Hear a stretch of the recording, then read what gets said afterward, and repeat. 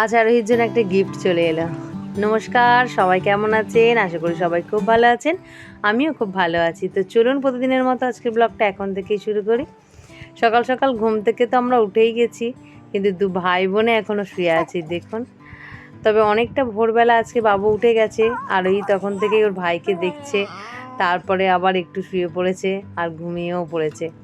আর বাবুকে আমরা নিচে দিয়ে দিয়েছি দিদির কাছেই, ও খেলছে। কারণ আমাদের তো সকালবেলায় যত যুদ্ধ মানে কাজকর্ম আর কি, তো ওই জন্য আরুর বাবা আর আমি দুজনেই বেরিয়ে পড়েছি কাজকর্মগুলো সারতে। আজকে যেহেতু আবার শনিবার, তো বড় বাবার বার আছে, তো ওই জন্য আজকে একটু নিরামিষ খাবার দাবার হবে। তো আজকে বাঁধাকপি চচ্চড়ি আর একটু পরোটা বানাবো।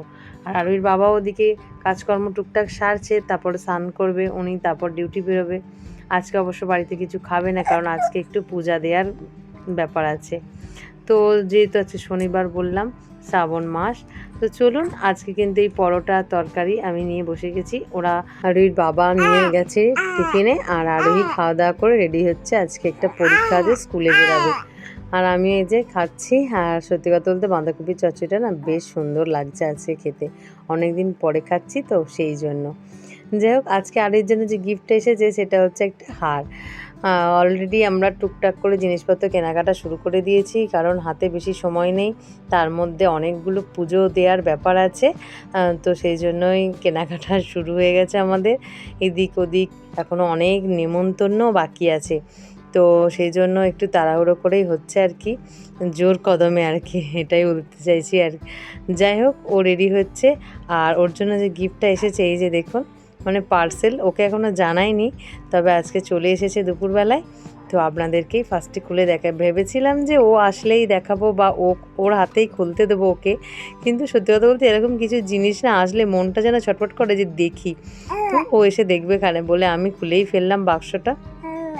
তো মিশো থেকে অর্ডার করেছিলাম একটা হাড়ের সেট।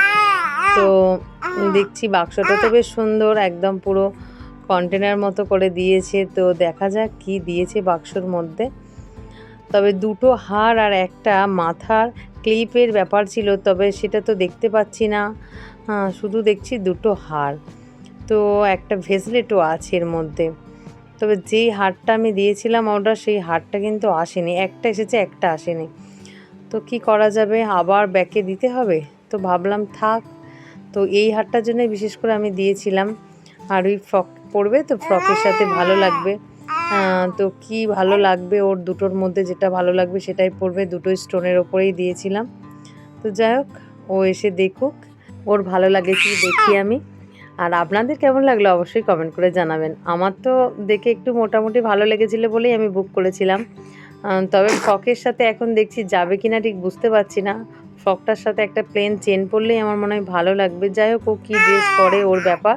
তবে আমরা একটা ফ্রক কিনে দিয়েছি ভালো।